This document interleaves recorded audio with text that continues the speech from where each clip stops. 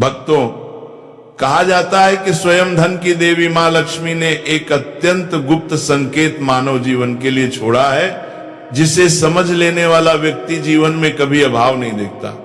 शास्त्रों में वर्णन आता है कि 14 जनवरी 2026 के पावन मकर संक्रांति के दिन जिस घर में 3 विशेष चीजें श्रद्धा और नियम के साथ बनाई जाती हैं और परिवार के लोग उन्हें शुद्ध मन से ग्रहण करते हैं, उस घर में पूरे वर्ष धन का प्रवाह बना रहता है। ऐसा घर कभी खाली नहीं रहता, वहां कमी टिक नहीं पाती और जरूरतें दरवाजे पर आकर रुक जाती हैं। लेकिन भक्तों, यहाँ एक बहुत बड़ा रहस्य छिपा है जिसे अधिकांश लोग समझ नहीं पाते। मकर संक्रांति के दिन केवल लड्डू, पेड़ा या बर्फी खा लेना ही सब कुछ नहीं है। शास्त्र कहते हैं कि इन मिठाइयों के साथ एक ऐसी अत्यंत साधारण वस्तु है जिसे यदि कोई व्यक्ति सच्चे मन, श्रद्धा और नियम के साथ उस दिन खा ले तो मां लक्ष्मी की कृपा इतनी प्रबल हो जाती है कि धन को संभालना भी कठिन हो जाता है। भक्तों, जितना जरूरी सही चीज को ग्रहण करना है, उतना ही जरूरी है कुछ गलत चीजों से पूरी तरह दूर रहना। मां लक्ष्मी ने यह भी स्पष्ट संकेत दिया है कि मकर संक्रांति के दिन यदि भूलवश भी एक विशेष प्रकार का भोजन घर में बन गया या खा लिया गया तो धीरे धीरे उस परिवार की आर्थिक स्थिति कमजोर होने लगती है। ऐसा नहीं होता कि धन एकदम चला जाए, बल्कि धन आता तो है लेकिन रुकता नहीं, और जहां धन नहीं टिकता वहां सुख, शांति और सम्मान भी ज्यादा दिन नहीं ठहरते। ऐसे घर से महालक्ष्मी बिना किसी शोर के, बिना किसी संकेत के धीरे धीरे विदा ले लेती हैं और परिवार को इसका एहसास तब होता है जब हालात बिगड़ने लगते हैं। भक्तों, मकर संक्रांति केवल मां लक्ष्मी का ही पर्व नहीं है, ये भगवान सूर्य देव की विशेष कृपा पाने का भी दिन है। इस दिन क्या खाना चाहिए, क्या नहीं खाना चाहिए और कौन से कार्य बिल्कुल नहीं करने चाहिए, ये जानना अत्यंत आवश्यक है, क्योंकि ये संक्रांति पूरे वर्ष की दिशा तय करती है।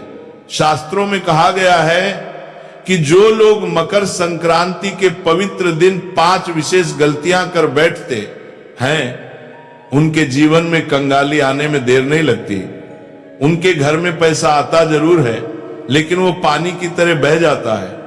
खर्च अचानक बढ़ जाते हैं, नुकसान होने लगता है और मानसिक अशांति बनी रहती है। और जहां धन नहीं टिकता वहां सुख भी टिक नहीं पाता। भक्तों, ये संदेश केवल जानकारी देने के लिए नहीं है, ये एक चेतावनी है। मकर संक्रांति की शुरुआत में की गई छोटी सी भूल पूरे साल भारी पड़ सकती है। जो लोग इन बातों को आधा सुनते हैं, ध्यान नहीं देते या हल्के में ले लेते हैं, वे जीवन में भी अक्सर अधूरी सफलता ही पाते हैं। इसलिए आपसे निवेदन है कि इस विषय को पूरे ध्यान से समझिए। आगे हम आपको बताएंगे एक ऐसी वस्तु के बारे में जिसे यदि आप मकर संक्रांति के दिन अपने घर ले आते हैं तो आपके घर में धन की कमी कभी नहीं होती। साथ ही हम 3 ऐसे कार्यों के बारे में भी बताएंगे जिनसे मां लक्ष्मी तुरंत प्रसन्न होती हैं, और उन चीजों के बारे में भी बताएंगे जिन्हें मकर संक्रांति से पहले घर से बाहर निकाल देना अत्यंत आवश्यक माना गया है। भक्तों, मकर संक्रांति का दिन अत्यंत पवित्र और शक्तिशाली होता है। इस दिन किया गया हर कार्य सामान्य दिनों की तुलना में कई गुना फल देता है। इसलिए इस दिन की गई गलती भी कई गुना प्रभाव डालती है। चाहे वह गलती अनजाने में ही क्यों न हुई हो, उसका असर पूरे वर्ष के जीवन पर पड़ सकता है। इसीलिए आगे की सारी बातें हम क्रम से बहुत ही सरल शब्दों में पूरी स्पष्टता के साथ समझाएंगे, ताकि पढ़ा लिखा हो या अनपढ़ हर व्यक्ति इसे आसानी से समझ सके और अपने जीवन में उतार सके। भक्तों, अब हम आपको उन विशेष वस्तुओं के बारे में बताते हैं जिनका संबंध सीधे मां लक्ष्मी की स्थायी कृपा से माना गया है। कहा जाता है कि यदि इन वस्तुओं को मकर संक्रांति के दिन विधि और श्रद्धा के साथ घर में लाया जाए तो धन की दिशा स्वयं उस घर की ओर मुड़ जाती है। इनमें सबसे पहली और अत्यंत महत्वपूर्ण वस्तु है धातु का कछुआ। शास्त्रों में कछुए को स्थिरता, धैर्य और संतुलन का प्रतीक माना गया है। जिस घर में धातु का कछुआ स्थापित होता है वहां धन आता जरूर है, लेकिन उससे भी बड़ी बात यह है कि धन टिकता है। ऐसे घर में अचानक खर्च नहीं बढ़ते, कर्ज की स्थिति नहीं बनती और जीवन में आर्थिक अस्थिरता बार बार नहीं आती। यही कारण है कि कछुए को लक्ष्मी स्थिरता का प्रतीक कहा गया है। से भी बड़ी बात यह है कि धन टिकता है। ऐसे घर में अचानक खर्चे नहीं बढ़ते और पैसों की तंगी बार बार नहीं आती। अगर आप इसे अपने घर की तिजोरी, पूजा स्थल या कार्यस्थल पर रखते हैं तो तरक्की के रास्ते धीरे धीरे खुलने लगते हैं। दूसरी अत्यंत शुभ वस्तु है तुलसी का पौधा। भक्तों, तुलसी केवल एक पौधा नहीं है बल्कि साक्षात देवी स्वरूप मानी जाती है। जिस घर में तुलसी का पौधा सही विधि से लगाया और उसकी सेवा की जाती है वहां नकारात्मक ऊर्जा टिक नहीं पाती। मकर संक्रांति के दिन तुलसी का पौधा घर लाना विशेष फलदायी माना गया है, क्योंकि इससे पूरे वर्ष घर में सकारात्मकता और मानसिक शांति बनी रहती है। तीसरी चीज है दक्षिणावर्ती शंख। भक्तों, दक्षिणावर्ती शंख लक्ष्मी का निवास स्थान कहा गया है। मान्यता है कि जिस घर में यह शंख होता है वहां धन की कमी नहीं रहती। मकर संक्रांति के दिन इसे घर लाने से पूरे वर्ष मां लक्ष्मी की कृपा बनी रहती है और रुके हुए काम धीरे धीरे पूरे होने लगते हैं। चौथी वस्तु है मोरपंख। भक्तों, मोरपंख भगवान श्री कृष्ण को अत्यंत प्रिय है। इसे घर लाने भक्तों मोरपंख में रखने से न केवल आर्थिक स्थिति मजबूत होती है बल्कि घर में आपसी प्रेम और सौहार्द भी बना रहता है। माना जाता है कि मोरपंख घर की नकारात्मक दृष्टि को भी दूर करता है। पांचवी चीज है लघु नारियल। मकर संक्रांति के दिन लघु नारियल को खरीदकर विधि विधान से पूजा करने के बाद तिजोरी में रखना अत्यंत शुभ माना गया है। ऐसा करने से धन संपत्ति में धीरे धीरे वृद्धि होती है और परिवार में समृद्धि बनी रहती है। भक्तों, ध्यान रखिए, इन चीजों को केवल दिखावे के लिए नहीं बल्कि श्रद्धा और विश्वास के साथ घर में लाना चाहिए, क्योंकि माँ लक्ष्मी भाव देखती है, दिखावा नहीं। अब आगे हम आपको बताएंगे कि मकर संक्रांति के दिन कौन से काम भूलकर भी नहीं करनी चाहिए, क्योंकि जितना जरूरी शुभ चीजें अपनाना है उतना ही जरूरी अशुभ कर्मों से दूर रहना भी है। भक्तों, अब हम आपको उन गलतियों के बारे में बताने जा रहे हैं जो 14 जनवरी मकर संक्रांति के दिन अक्सर लोग अनजाने में कर बैठते हैं, लेकिन शास्त्रों के अनुसार यही छोटी छोटी गलतियां पूरे साल की आर्थिक स्थिति और मानसिक शांति को प्रभावित करती है। सबसे पहली और सबसे बड़ी भूल है लड़ाई, झगड़ा और वाद विवाद। मकर संक्रांति के पवित्र दिन अगर घर में कलह होती है तो पूरे वर्ष उसी ऊर्जा का प्रभाव बना रहता है। कहा जाता है कि जिस घर में संक्रांति के दिन अशांति होती है वहां मां लक्ष्मी प्रवेश करने से कतराती है। इसीलिए इस दिन घर में शांति, संयम और मधुर वाणी बनाए रखना अत्यंत आवश्यक है। दूसरी गलती है तामसिक भोजन का सेवन। भक्तों, मकर संक्रांति केवल तारीख बदलने का दिन नहीं होता बल्कि ये एक पवित्र दोनों का आरंभ माना जाता है। इस दिन मांस, मदिरा या अत्यधिक मसालेदार भोजन करने से घर की सकारात्मकता कम हो जाती है। मान्यता है कि संक्रांति के दिन जैसा भोजन होता है वैसी ही प्रवृत्ति पूरे वर्ष बनी रहती है। तीसरी बड़ी भूल है कर्ज लेना या उधार मांगना। मकर संक्रांति के दिन अगर आप किसी से कर्ज लेते हैं तो पूरे वर्ष आर्थिक दबाव बना रहता है। यह दिन धन के आवागमन को दिशा देने का दिन होता है, इसलिए इस दिन किसी भी प्रकार का लेन देन सोच समझकर ही करना चाहिए। चौथी गलती है घर को अव्यवस्थित और गंदा रखना। मकर संक्रांति के दिन अगर घर में अव्यवस्था होती है तो इसका सीधा प्रभाव धन और सौभाग्य पर पड़ता है। कहा जाता है कि मां लक्ष्मी स्वच्छता और अनुशासन से प्रसन्न होती है, इसलिए इस दिन घर को साफ और व्यवस्थित रखना अत्यंत शुभ माना गया है। पांचवी भूल है धारदार वस्तुओं की खरीदारी। मकर संक्रांति के शुभ अवसर पर चाकू, कैंची या अन्य धारदार चीजें खरीदने से घर में कटुता और आर्थिक रुकावटें बढ़ सकती हैं। इस दिन ऐसी वस्तुओं से दूर रहना ही बेहतर माना गया है। ये 5 गलतियां देखने में साधारण लगती हैं, लेकिन इनके प्रभाव पूरे साल दिखाई देते हैं। इसलिए अगर आप चाहते हैं कि मकर संक्रांति की शुरुआत शुभ हो और पूरे वर्ष मां लक्ष्मी की कृपा बनी रहे, तो इन बातों का विशेष ध्यान रखें। अब आगे हम आपको बताएंगे कि मकर संक्रांति से पहले कौन सी चीजें घर से निकाल देना अत्यंत आवश्यक है, क्योंकि जब तक पुराने दोष घर में रहते हैं तब तक नया सौभाग्य प्रवेश नहीं करता। भक्तों, अब हम उन वस्तुओं के बारे में बात करने जा रहे हैं जो देखने में साधारण लगती हैं, लेकिन वास्तु शास्त्र के अनुसार घर में रुकावट, दुर्भाग्य और आर्थिक हानि को आमंत्रित करती है। मकर संक्रांति से पहले इन चीजों को घर से निकाल देना अत्यंत आवश्यक माना गया है, ताकि मां लक्ष्मी के आगमन का मार्ग साफ हो सके। सबसे पहली चीज है टूटा हुआ शीशा या दर्पण। भक्तों, दर्पण केवल प्रतिबिंब नहीं दिखाता, बल्कि ऊर्जा को भी प्रतिबिंबित करता है। टूटा हुआ शीशा नकारात्मक ऊर्जा को कई गुना बढ़ा देता है। माना जाता है कि जो व्यक्ति सुबह उठते ही टूटे शीशे में अपना चेहरा देखता है, उसका पूरा दिन बाधाओं से भरा रहता है। इसलिए मकर संक्रांति से पहले किसी भी टूटे दर्पण को तुरंत घर से हटा देना चाहिए। दूसरी चीज है मुरझाए या सूखे फूल। वास्तु के अनुसार सूखे फूल जीवन में निराशा और ठहराव का संकेत होते हैं। कई लोग सजावट के बाद फूलों को हटाना भूल जाते हैं, जिससे घर में नकारात्मकता बढ़ने लगती है। मकर संक्रांति से पहले ऐसे सभी मुरझाए फूलों को बाहर निकालकर ताजे और सुगंधित फूलों से स्थान भरना चाहिए। तीसरी चीज है महाभारत या युद्ध से संबंधित चित्र और पेंटिंग शास्त्रों में स्पष्ट कहा गया है कि घर में युद्ध, संघर्ष या रक्तपात से जुड़ी तस्वीरें नहीं लगानी चाहिए। महाभारत भले ही एक महान ग्रंथ है, लेकिन उसकी युद्ध से जुड़ी छवियां घर में तनाव और क्लेश को जन्म देती हैं। यदि आपके घर में ऐसी कोई तस्वीर है तो मकर संक्रांति से पहले उसे हटा देना ही उचित है। चौथी वस्तु है खंडित मूर्तियां या फटी हुई देवी देवताओं की तस्वीरें। वास्तु शास्त्र के अनुसार ऐसी वस्तुएं रखना अशुभ माना गया है। इससे घर में आर्थिक नुकसान और मानसिक अशांति बढ़ती है। ध्यान रहे, इन्हें कभी फेंकना या जलाना नहीं चाहिए। इन्हें किसी पवित्र नदी में विधि पूर्वक प्रवाहित कर देना ही सही माना गया। पांचवी चीज है छत या कोनों में रखा बेकार और टूटा फूटा सामान। भक्तों, घर की छत को बोझिल रखना आर्थिक रुकावटों को आमंत्रित करता है। कई बार सफाई के बाद निकला कचरा छत पर जमा कर दिया जाता है, जो धीरे धीरे नकारात्मक ऊर्जा का स्रोत बन जाता है। मकर संक्रांति से पहले छत और कोनों को पूरी तरह खाली और स्वच्छ कर देना चाहिए।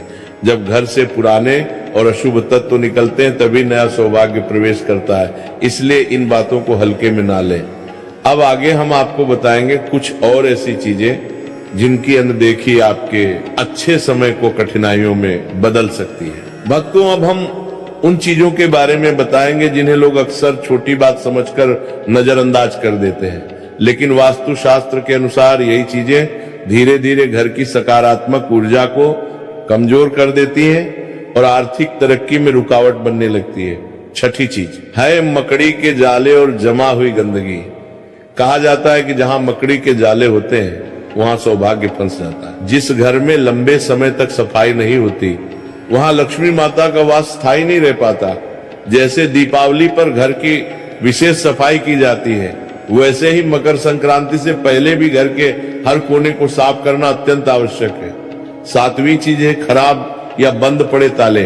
भक्तों, ताला केवल दरवाजा बंद करने का साधन नहीं है, बल्कि यह भाग्य के द्वार का प्रतीक भी माना जाता है। जो ताले जंग लगे हो, टूटे हो या इस्तेमाल में ना आ रहे हो, वे घर में रुकावट और दुर्भाग्य का संकेत बन जाते हैं। ऐसे ताले करियर में अड़चन और धन के रास्तों को बंद कर देते हैं। इसीलिए मकर संक्रांति से पहले सभी खराब तालों को घर से निकाल देना चाहिए। आठवीं चीज है पुराने फटे या उल्टे पड़े जूते चप्पल। वास्तु के अनुसार जूते चप्पल जीवन के संघर्ष से जुड़े होते हैं। घर में फटे जूते चप्पल रखने से संघर्ष और मेहनत बढ़ती जाती है, लेकिन परिणाम कम मिलते हैं। अगर कोई चप्पल उल्टी पड़ी हो तो उसे तुरंत सीधा कर देना चाहिए। मकर संक्रांति से पहले पुराने जूते चप्पल घर से बाहर निकाल देना शुभ माना गया है। नौवीं चीज है कपल्स के कमरे में हिंसक या जंगली जानवरों की तस्वीरें, जैसे सुअर, भालू, आक्रामक पक्षी या अन्य हिंसा दर्शाने वाली आकृतियां। वास्तु शास्त्र के अनुसार ऐसी तस्वीरें रिश्तों में तनाव और घर में अशांति बढ़ाती हैं। इससे आर्थिक स्थिरता भी प्रभावित होती है। इसलिए मकर संक्रांति से पहले, इससे पहले यह समझना भी आवश्यक है कि इसे मकर संक्रांति या उत्तरायण क्यों कहा जाता है और इस दिन की विशेष महिमा क्या है। हमारी सनातन परंपरा, वेद, पंचांग और ज्योतिष के अनुसार देवताओं के यहाँ समय का क्रम हमसे अलग होता है। वहां 6 महीने रात रहती है और 6 महीने दिन के सम्मान रहते हैं। हमारे एक वर्ष में उनके एक दिन और एक रात पूरी होती है। सूर्यदेव निरंतर गति करते हुए 12 राशियों से होकर गुजरते हैं। जब सूर्य दक्षिण दिशा की ओर झुकता है और दिन छोटे होने लगते हैं तो उसे दक्षिणायन कहा जाता है। ये स्थिति तब बनती है जब सूर्य कर्क राशि में प्रवेश करता है। इसके बाद जब सूर्य धनु राशि से आगे बढ़कर मकर राशि में प्रवेश करता है तभी से उत्तरायण आरंभ होता है। मकर राशि में प्रवेश का यही क्षण मकर संक्रांति कहलाता है। यह प्रायः जनवरी में आता है, कभी 14 और कभी 15 जनवरी को। इस दिन से सूर्य उत्तरी दिशा की ओर गति करना शुरू करता है और धीरे धीरे दिन बड़े होते जाते हैं। इसीलिए इसे उत्तरायण कहा जाता है, क्योंकि सूर्य का रथ उत्तर दिशा की ओर मुड़ जाता है। इसी कारण इसे देवताओं की सुबह मानी गई है। जब देवताओं के यहाँ प्रभात का समय होता है और उसी समय मनुष्य जप तप दान और पूजा करता है तो उसका फल अनेक गुना बढ़ जाता है। सुबह के शुभ समय में देवताओं के निमित्त किया गया कार्य अत्यंत प्रिय माना जाता है।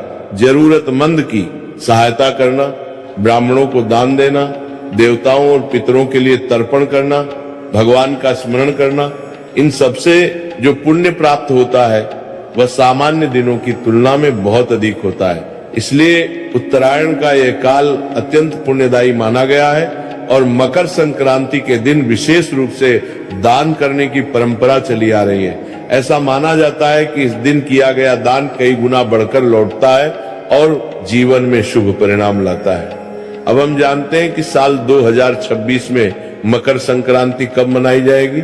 तो देखिए भक्तों, वर्ष 2026 में मकर संक्रांति बुधवार 14 जनवरी 2026 के दिन ही मनाई जाएगी, क्योंकि इसी दिन सूर्य देव मकर राशि में प्रवेश करते हैं और उसी क्षण से सूर्य के उत्तरायण होने की पावन शुरुआत होती है।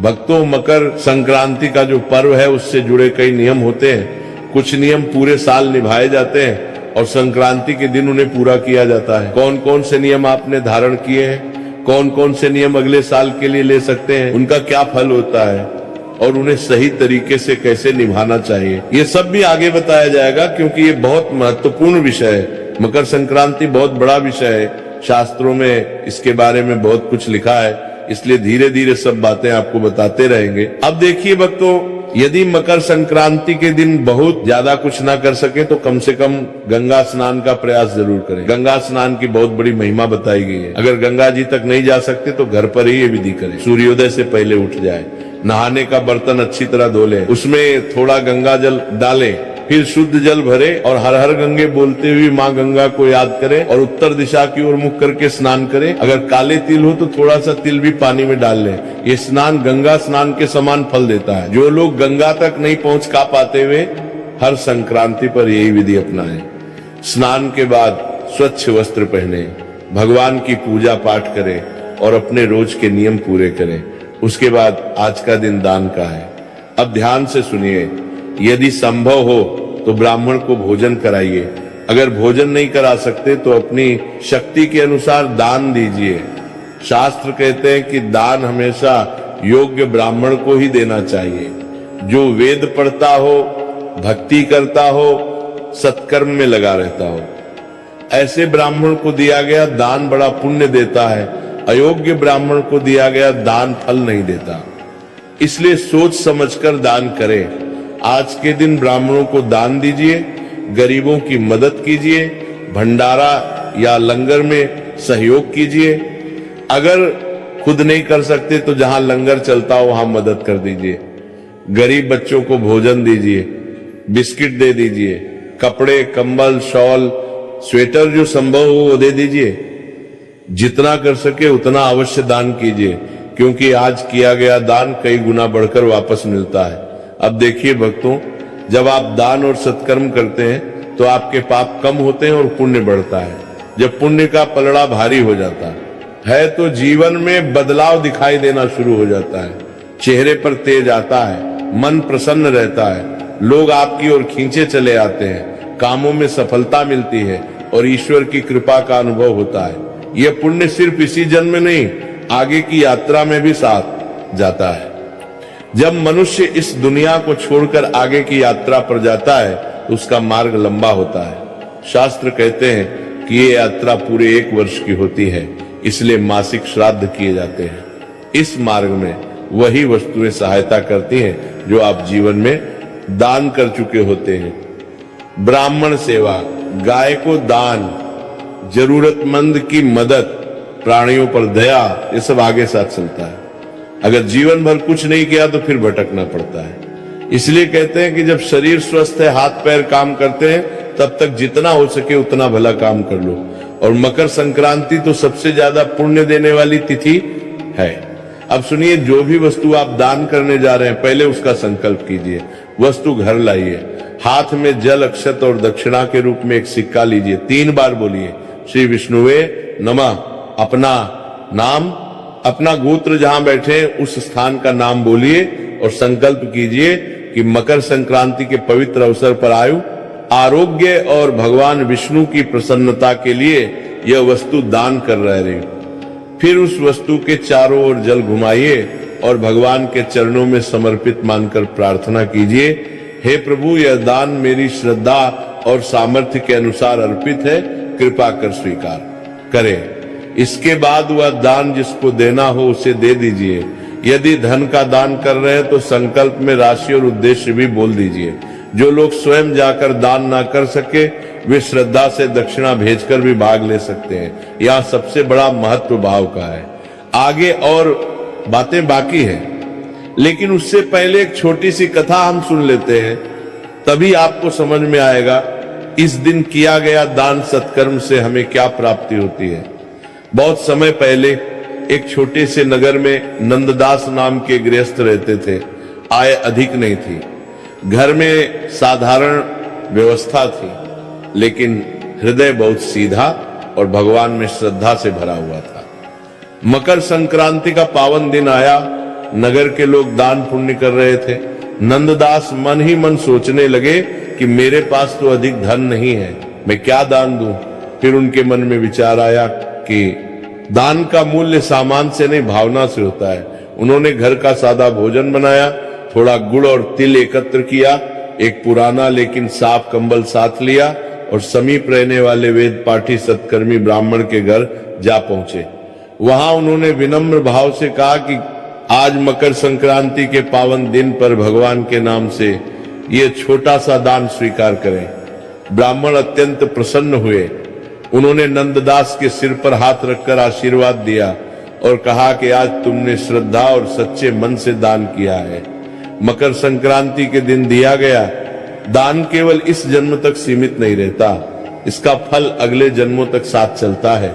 ये सुनकर नंददास का हृदय भावुक हो गया। वे चुपचाप लौट आए, पर उनके मन में बड़ी शांति और आनंद भर गया।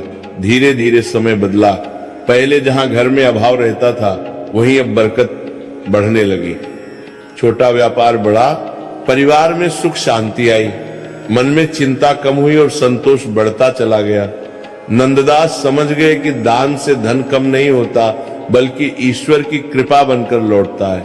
जब कालांतर में उनका शरीर छूट गया और आत्मा आगे बढ़ी तो देवदूतों ने कहा कि इसने मकर संक्रांति के दिन श्रद्धा से ब्राह्मण को दान दिया था, इसका पुण्य इसके साथ चलेगा। अगले जन्म में वही आत्मा एक संपन्न और सद्गुणों से युक्त परिवार में जन्मी। जहां पहले मांगने की स्थिति थी वहां अब देने की सामर्थ्य लेकर पैदा हुए। जीवन में ऐश्वर्य के साथ साथ करुणा और दया का भाव भी साथ रहा। इस प्रकार यह अनुभव सत्य सिद्ध हुआ कि मकर संक्रांति के दिन योग्य ब्राह्मण गरीब और जरूरतमंद को श्रद्धा से दिया गया दान पापों को घटाता है, पुण्य को बढ़ाता है, दरिद्रता को दूर करता है और उसका फल इस जन्म में भी मिलता है और अगले जन्मों में भी साथ चलता है। दान की वस्तु छोटी हो या बड़ी, यदि हृदय से दी जाए तो उसका फल अनंत हो जाता है। कथा समाप्त होने के बाद अब आप ये समझिए मकर संक्रांति के दिन सूर्य देव की पूजा विशेष फल देने वाली मानी गई है। स्नान और दान के बाद सूर्य की आराधना अवश्य करनी चाहिए। तांबे या पीतल के लोटे में पहले थोड़ा गंगा जल और फिर शुद्ध जल भरें, उसमें रोली और लाल पुष्प डालें और सूर्य देव को अर्घ्य अर्पित करें। ओम सूर्य नमः का फुर दिया जलें। करते नाम के प्रेम की बात जप करें। अर्घ्य देते समय लोटे को इस प्रकार रखें कि गिरती हुई जलधारा के बीच से सूर्य दिखाई दे। यही अर्घ्य देने की विधि है। इसके बाद सूर्य की परिक्रमा करें और उस जल को अपने मस्तक से लगाएं। यदि तिल से बनी मिठाई हो तो सूर्य देव को भोग लगाएं और विनम्र भाव से प्रार्थना करें कि हे सूर्य देव, आज आपके उत्तरायण होने पर मैं आपकी उपासना करता हूं। कृपा कर जीवन की बाधाओं को दूर करें और मेरे कर्मों में प्रकाश भरें। मकर संक्रांति पर स्नान, दान और सूर्य की उपासना तीनों अत्यंत महत्वपूर्ण माने गए हैं। यदि केवल यही 3 कार्य श्रद्धा से कर लिए जाएं तो भी बड़ा कल्याण होता है। बाकी जो नियम निभा सके वे अवश्य अपनाएं। यह दिन केवल तिथि नहीं बल्कि नए संकल्प और नई ऊर्जा का शुभ अवसर है। सूर्यदेव उत्तरायण होकर हमें यह संदेश देते हैं कि जीवन में अंधकार छोड़कर प्रकाश की ओर बढ़ना चाहिए। नकारात्मकता त्याग कर सकारात्मकता अपनानी चाहिए और आलस्य छोड़कर कर्म पथ पर आगे बढ़ना चाहिए। अब वर्ष 2026 की मकर संक्रांति की तिथि भी स्पष्ट सुन ले। मकर संक्रांति 2026 में बुधवार 14 जनवरी को मनाई जाएगी। इसी दिन सूर्य मकर राशि में प्रवेश करेंगे। उसी क्षण से उत्तरायण का शुभारंभ माना जाता है। यह दिन छठ तिथिला एकादशी का भी रहेगा। इसीलिए 14 और 15 की जो उलझन है उसे छोड़ दीजिए और 14 जनवरी को विधिवत मकर संक्रांति का पर्व हर्ष और श्रद्धा से मनाइए। भक्तों, मकर संक्रांति का पर्व बहुत ही बड़ा और विशेष माना जाता है। भक्तों, जब सूर्य धनु राशि से निकलकर मकर राशि में प्रवेश करते हैं तो उसी दिन को मकर संक्रांति कहते हैं। भक्तों, भारत देश में इसे अलग अलग जगहों पर अलग अलग नामों से जाना जाता है। जैसे उत्तर भारत में इसे खिचड़ी, पंजाब में लोहड़ी, दक्षिण भारत में पोंगल के नाम से मनाया जाता है। इस साल पूरे भारत देश में सभी लोगों के मन में यह कंफ्यूजन बना हुआ है कि इस बार हमें मकर संक्रांति 14 जनवरी को मनानी है या 15 जनवरी को। भक्तों, मकर संक्रांति उस दिन मानी जाती है जिस दिन सूर्य मकर राशि में प्रवेश कर रहे होते हैं या सूर्य का गोचर मकर राशि में हो रहा होता है। और इस बार सूर्य का मकर राशि में गोचर 14 जनवरी 2026 को दोपहर 3:13 पर हो रहा है। यानी कि इस समय सूर्य का उत्तरायण हो रहा है। इसका पारी लेता है। हिसाब से इस बार 14 जनवरी को ही मकर संक्रांति का पर्व मनाया जाएगा। भक्तों, संक्रांति को गंगा स्नान करने के बाद दान पुण्य करना बहुत ही ज्यादा विशेष माना जाता है और इस दिन पुण्य काल और महापुण्य काल में दान करने का हमें बहुत ही बड़ा फल मिलता है। भक्तों, मकर संक्रांति को पुण्य काल दोपहर 3:13 से लेकर शाम 5:45 तक रहेगा।